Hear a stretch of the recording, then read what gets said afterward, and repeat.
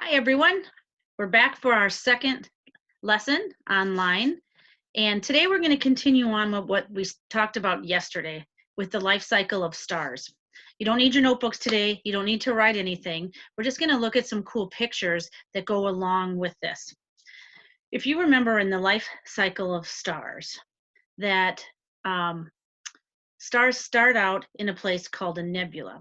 So that's where we're going to begin today. We're going to be looking at some pictures of nebulae. That's the plural, which means more than one nebula.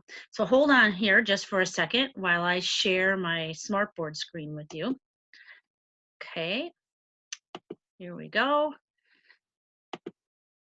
And let's make it big so you can see it. And get rid of this. All righty, we're ready to go.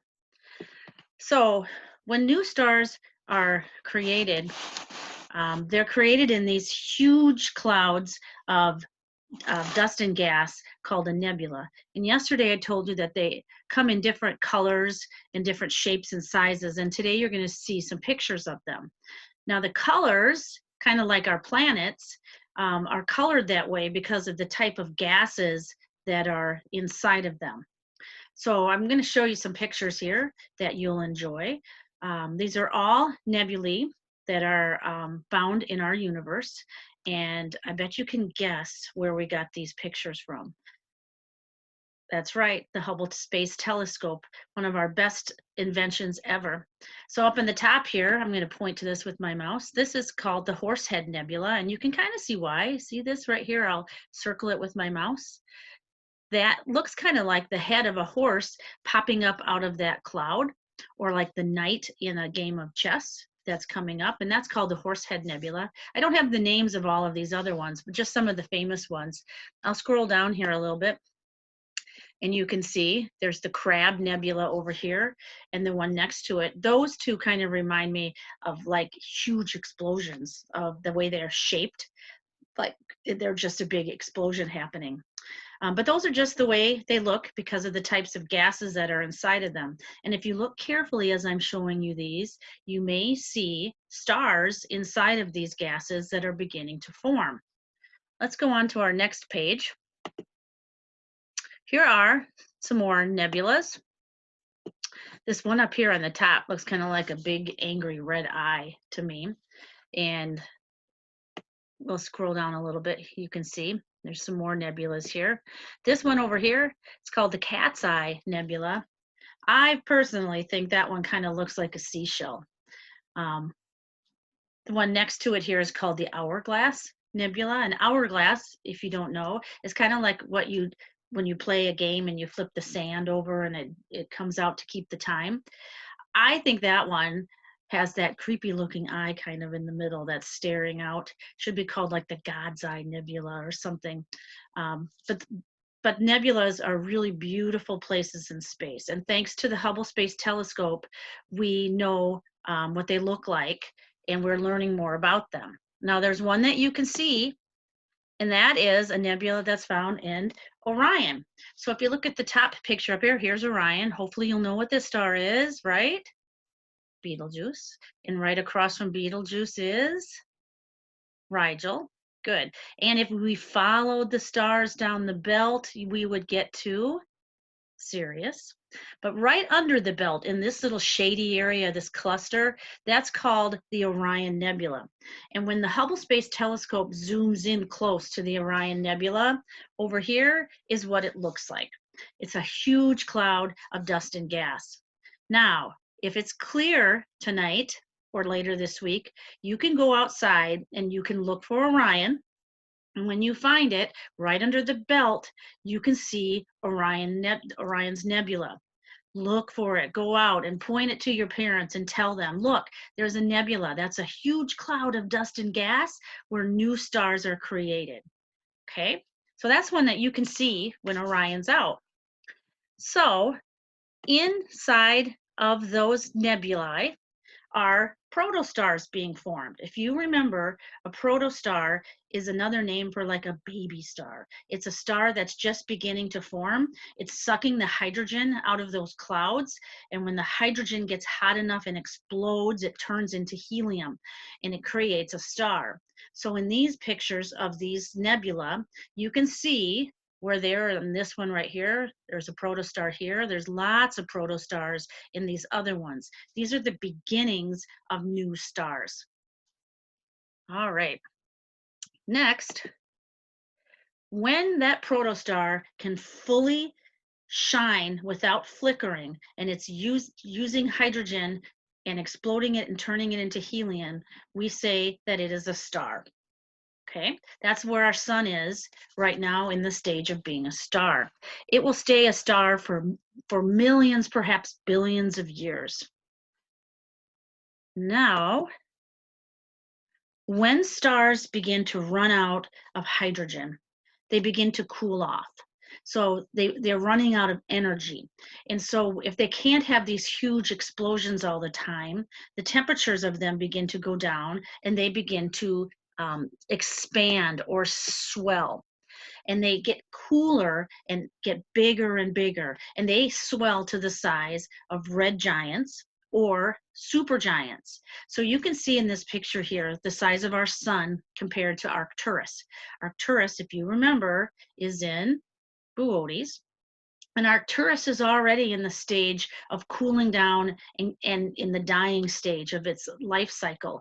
It has swollen or swelled into the huge size compared to what our sun is. And if you go outside and you look for Boötes, you can see a red giant star. Same with Betelgeuse would be a super red giant star. Okay, let's move on. Now, when our sun becomes a red giant, it's going to swell up to the size that's in this picture. So it says on the top, this is the size our sun will grow to when it becomes a red giant. So the size of our sun right now, here in the middle, is right here. And we can see that the sun is in the middle, so it's a heliocentric system. It's the right system, right?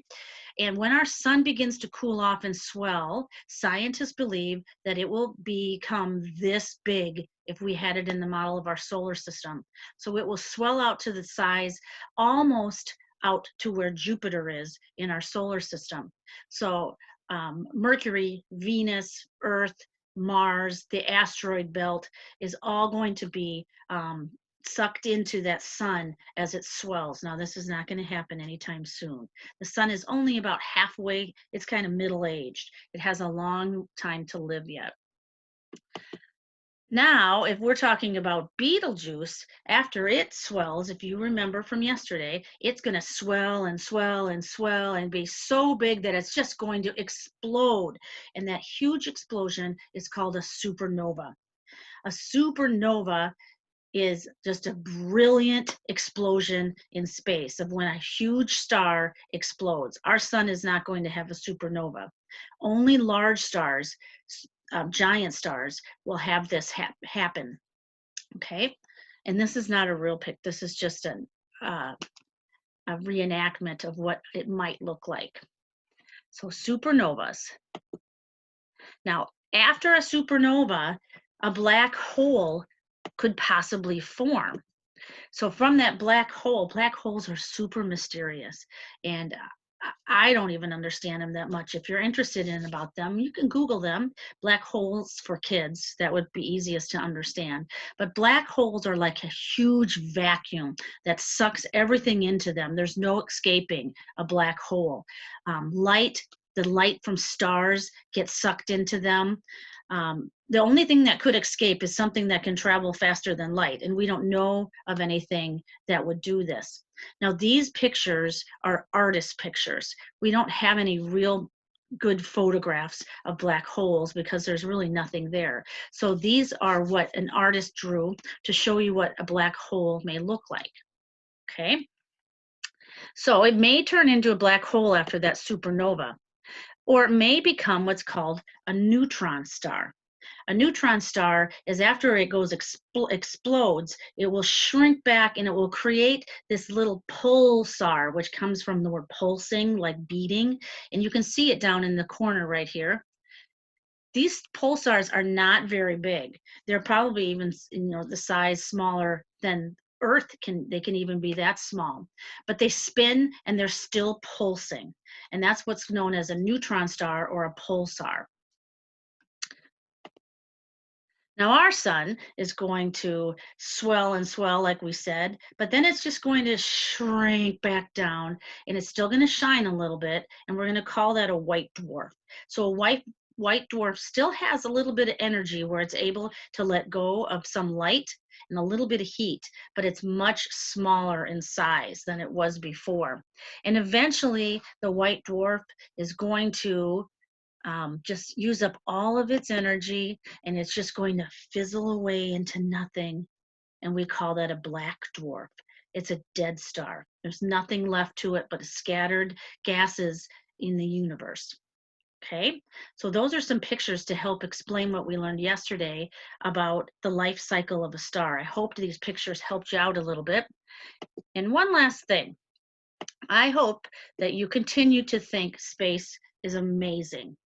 And now is a really good time because you're at home with your family every night. You don't have a lot of homework to do, and you can all take the time to go outside on a clear night and look for the constellations that we've learned and talk about them. Tell your parents what you're learning about in space and look for that Orion's Nebula. Take your iPad outside with that space app with the constellations and use it to help find some constellations. Okay, so until tomorrow, I hope you enjoyed the video. We are ready to end, and tomorrow we'll be back for our next video. See you then.